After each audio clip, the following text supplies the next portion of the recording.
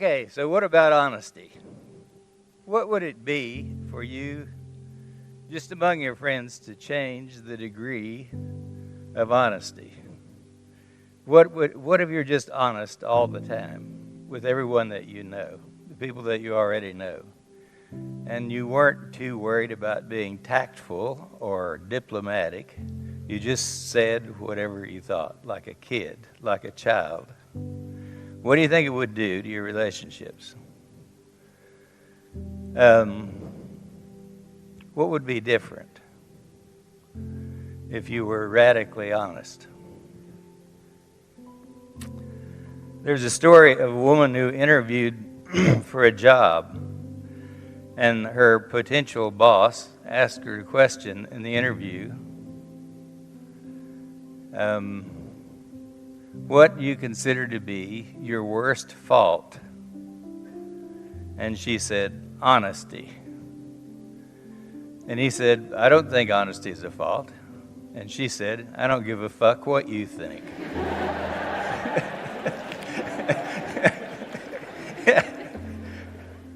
I really like that joke. And I think, would you hire her if you were the boss? I would. I would want someone that I could depend on not to cater to me, that I could rely on to handle things and to be honest. So there is this problem about being honest about what's going through your mind. And the problem is that we have three minds. We have at least three minds. And we've been taught all of our lives that our mind is a very valuable thing and that thinking is the most important thing.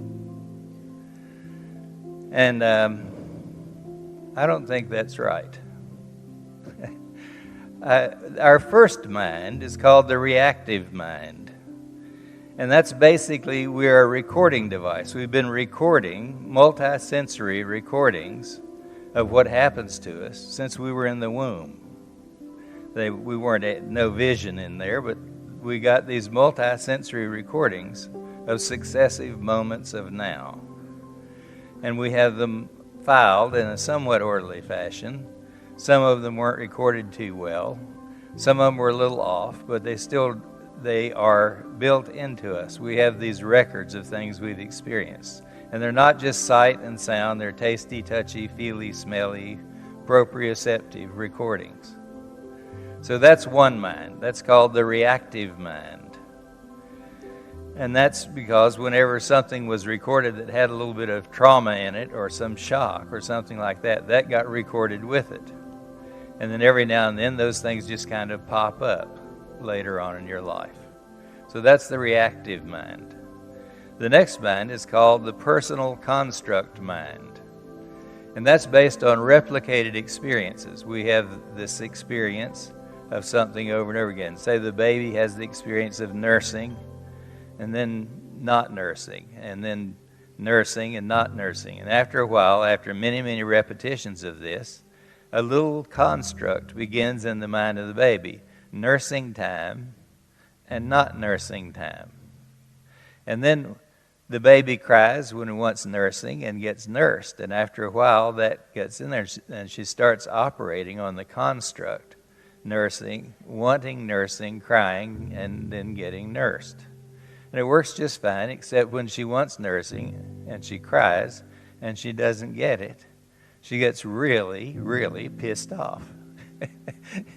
And we have all these little things in there of expectations associated with constructs that we built in our minds. That's what we call the personal construct mind.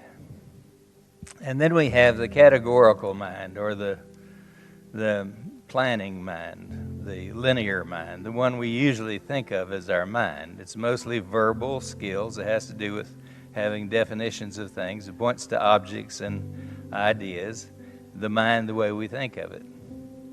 The problem is that these three minds turn on and off more or less at random, and they're not very accurate. In fact, There is a section of one of my books titled, it's a takeoff on the advertisement from the American Negro College Fund. They say, a mind is a terrible thing to waste. And my book says, a mind is a terrible thing. Waste it. These minds are very unreliable instruments. And one of the things that makes them unreliable is that they tend to get mixed up. They confuse each other. Like our categorical mind likes to take responsibility for things that just popped into our head. We think it's basically just used to rationalize the impulse that came from the reactive mind. So then what are we to do? Well, a New Yorker was stopped by a tourist and said, how do I get to Carnegie Hall? And she said, practice, practice, practice. Practice is what we need. And what you need to do is practice knowing the difference between noticing and thinking. Knowing the difference between noticing and thinking, and in a new context, that is, you've been taught that thinking was the most important thing your whole life. That's wrong. Noticing is much more important than thinking. Thinking is an unreliable mess.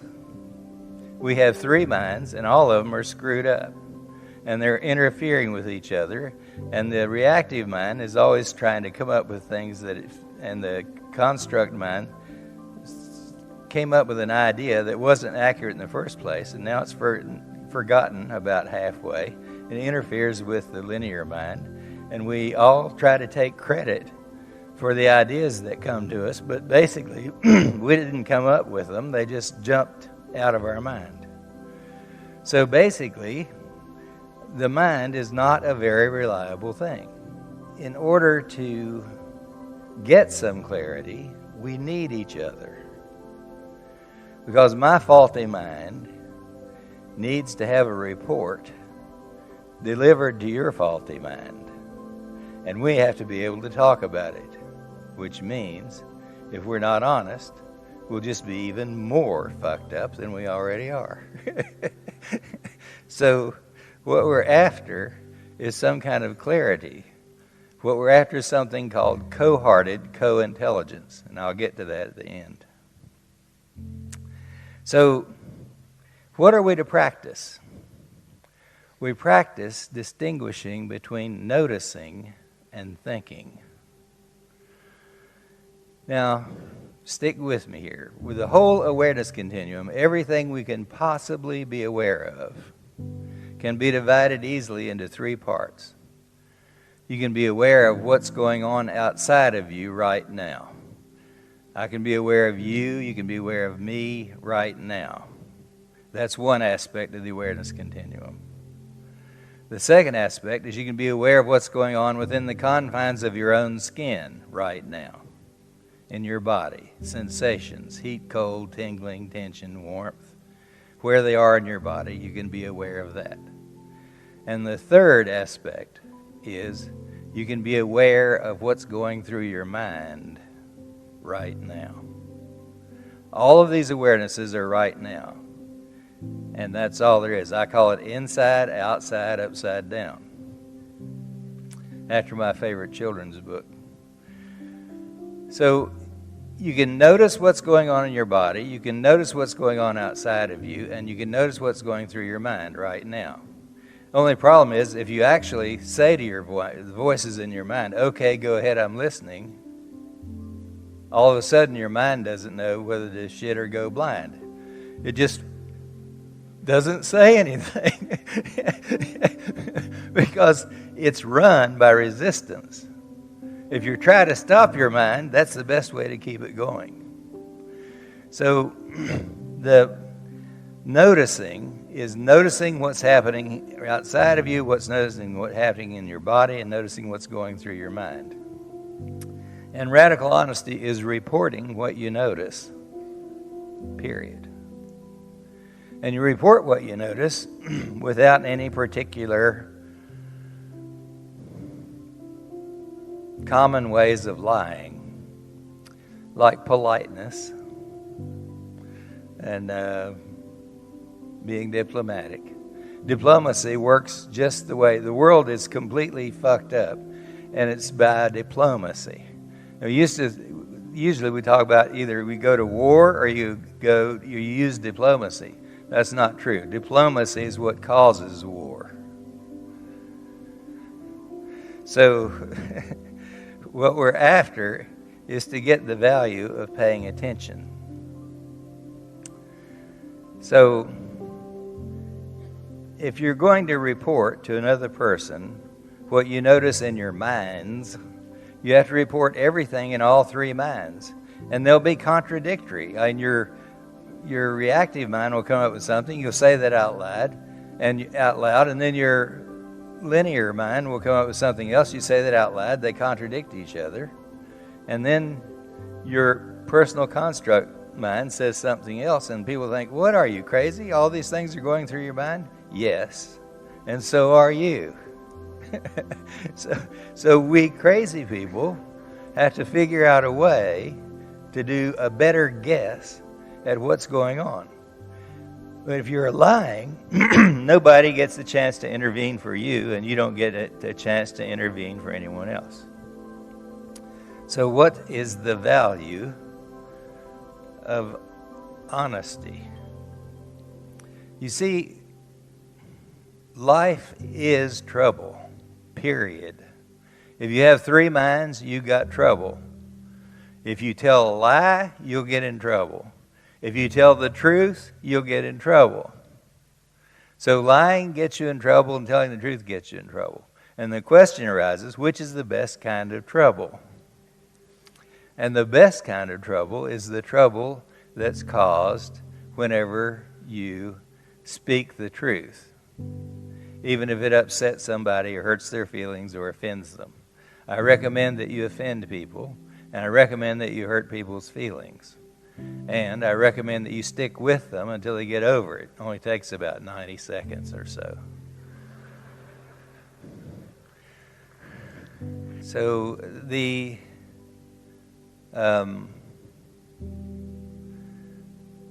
noticing that you do has to be in a certain order.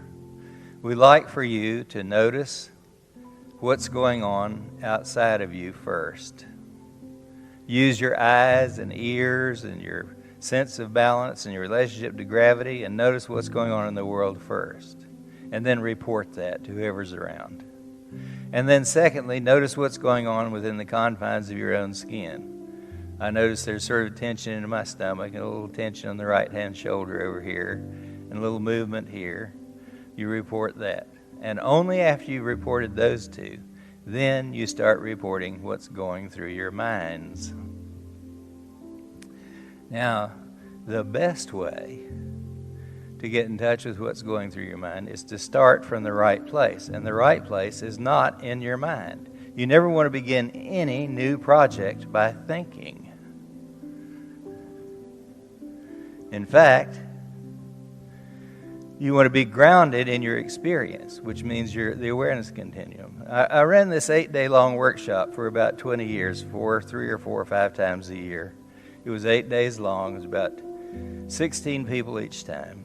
And we spent 12 or 14 hours a day trying to get what a year of psychotherapy would do condensed down into 1 week. And about 10 years into it, we discovered this amazing discovery. We discovered a chant that puts you on the road to enlightenment. And in fact, you're enlightened within 3 minutes. Now, I usually charge a whole lot of money for this, but I'm going to give it to you guys for free. This is the chant that will lead without fail to enlightenment within 3 minutes. Da, da,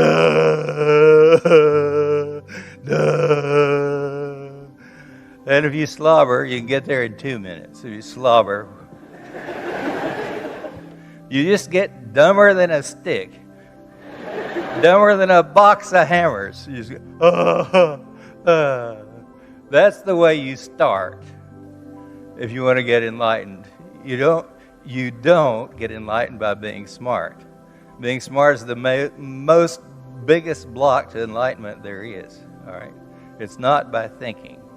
So, if you get grounded in your dumbness, what we call dumbfounded, if you get dumbfounded, there is a way you begin to notice the way you usually interrupt noticing, which is with your mind. And the reason for doing all this is this. When you experience an experience, it comes and goes. And when you resist experiencing an experience, it persists. And the major form of resisting your experience is by thinking. So if you're trying to think your way around things, what you first need to do is to stop thinking and feel your way through things. When you open up to your awareness in your body, and your awareness of the other being across from you, and your awareness of what's going through your mind, and you report them all, not as an advocate trying to persuade how you're right and they're wrong or something, but just a report so you can share and check each other out. Then you tell the truth about what you're experiencing, because it's vital information that both of us need in order for us to be able to make it in the world. And I believe that your personal happiness is critically related to this, is dependent on this. And I think that the survival of humankind is too. So I want you to get out there and start being radically honest. Thanks.